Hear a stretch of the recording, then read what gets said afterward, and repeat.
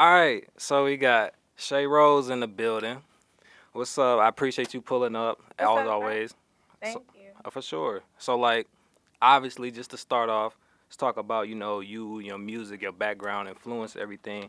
Where did you grow up, and like, how did DC influence your music?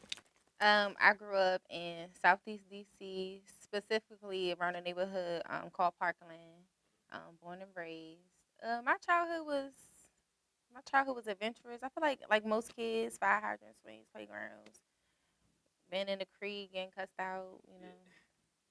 Um, what was the second part of the question? I was just like, how do you feel like it like influenced you as an artist? I mean, I guess the things I experienced, the things that I seen, a lot of my childhood struggles, a lot of my peers, childhood struggles. I kind of put that into my music. So like, what gave you like the music bug? Like, what influenced you to want to, become an artist? Well, I've always had a passion for writing. That's like one of my favorite things to do. It started off with like poetry and things of that nature. But then when I was like 14, how old was I? 14. I was like 14 years old. There was this um group of girls, and they like started some like little rap disses, and then me and my then me and my cousins started rap dissing them, and then it became like, dang, I actually can put stuff together. So I kind of stuck with it. But I didn't record my very first like real song till like 19 years old. Okay. Yeah, that's called Take Off, and it's only on SoundCloud. So what went into the process of making that first song? Getting out of jitters. Like when I first started, like I used to be really self conscious about like ad libs, cause just been sounded stupid, crazy. Like, but I don't know. My engineer KB, he kind of coached me through that, helped me get out my comfort zone. Also, a gentleman named KQ. Like I started recording more consistently. And, you know what I'm saying? It just kind of broke me in.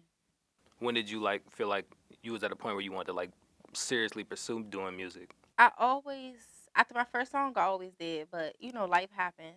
So I hit my few little roadblocks that kind of set me back, but I always found my way back to it. What was like some of the challenges you went through? Like regular life stuff, like getting into relationships, putting my relationship before, my dreams and my personal goals, or motherhood, having kids, making that sacrifice to be, present with my children, working and stuff like that.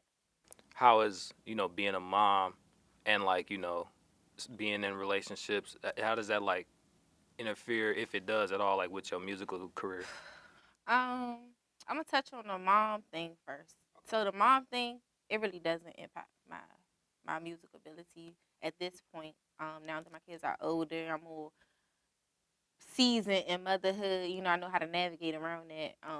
And they're my biggest drive. Like January 2024 this year, it's coming soon, and I made my first like Instagram freestyle that I hadn't rapped in a little minute, and I said my sons got to eat off this, so um, they're my drive behind it. And then as far as what was the other part of the question? Like being in relationships or anything? Relationship. Ugh, that impacts me. I feel like negatively most times because I always get so consumed into my person. Like, it's easy to just sometimes lose your identity when you become like kind of codependent. And codependency can be healthy, it can be unhealthy, but I always find myself in unhealthy codependency. Like the person don't want me to go to the studio. They want to be with each other at all times, kind of thing. So, yeah. How does it, I guess, like, do you have to develop that sense of my career comes first when it comes to like situations like that? Now, like after my last situation, I definitely feel like I know my boundaries. You know what I'm saying? Like sometimes you want the love that you never received, that you willing to just take what you get sometimes. But nah, like now I'm definitely, I don't know. I'm not going for that. Like this is my priority. Like this is what I want to eat off of. I want to do this every day of my life. It's my passion, and it comes. It's up there with my kids and God. Yeah. So like, what is the difference, or how has your sound like changed from like when you was 19 till today? I want. Guess I found my voice because I feel like if you were to play my first song, it's so cringy. Like I had a real squeaky voice. Just real. I wasn't mature like in the studio. You could kind of hear like Or I struggle to catch my breaths, to, you know what I'm saying, going to the next verse, the next word. But now I got a lot of confidence. I sound like I know what I'm doing. Um, I record effortlessly, you know. So. How do you get to that point? Like, is it like, do you get like feedback from like your peers, or just, like over time you start to kind of try different things to eventually get to the sound that you like? It's a combination of both. I'm very receptive to constructive criticism, although I never really got much. But I love that. I hate going to the studios where the engineer just sitting there, just, you know what I'm saying, no engagement, no feedback. You know what I'm saying. I like creative direction, um, in the studio setting. So I'm always open to input, even if I don't apply. You know what I'm saying. Maybe the next song, like, oh, I could kind of see what this person was talking about. So. Who was some of your musical influences growing up? Um, it's probably gonna sound like a cliche, but Tupac, yes. Look, I'm about to be a Bama songwriter. But yes, Tupac as far as rap, my dad was a big Bone Thugs and Harmony guy. Um, Jada Kiss, the Game, that old 50 type shit. So you started, putting out songs, you said when you was 19, and this year, or you had just recently put out your newest EP. Yeah, okay, Zach, I like this. Hold on, I like this. Yeah, so Yeah. we gotta talk about the title first. Oh, hold on. I wasn't ready. Hold on. Diane, can you get this? Can my manager grab this? I wasn't ready. Yeah. This is funny. Yeah, you good. Go ahead. Girl, shit, my manager don't want me recorded. Hold on, y'all. This the cool shit, the mic. Yeah, you gotta get close reach. You can still hear me, Zach? Yeah. Okay. Sorry, y'all. You don't gotta edit everything out. I like showing my raw personality. No, Okay. for sure. Okay. So yeah, so what's up with this title from Forever the Fuck You? How that come about? Okay. Let me calm down.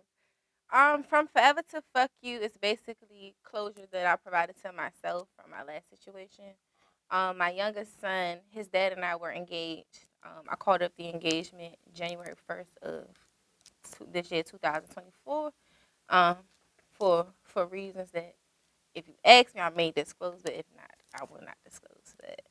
That basically came from, like, we were engaged. I thought I was gonna spend the rest of my life with him, and how shit ended is definitely heavy on the. Can I put my middle fingers up on here? Oh yeah, it's heavy on that.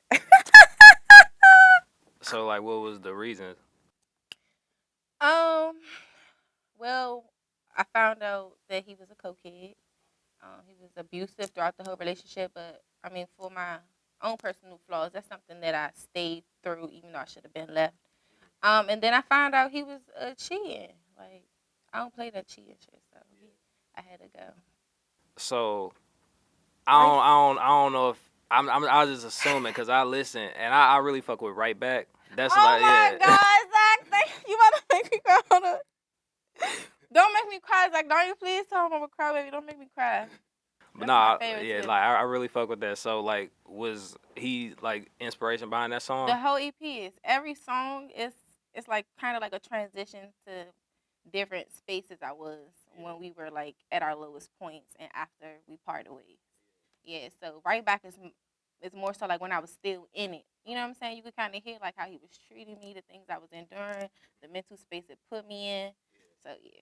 So what was the deal with them voicemails at the Oh beginning? my God! Hey, my manager said, I wonder if he was thorough and did his research. And then I said, he looked thorough. He looked like he actually did some research. Yeah.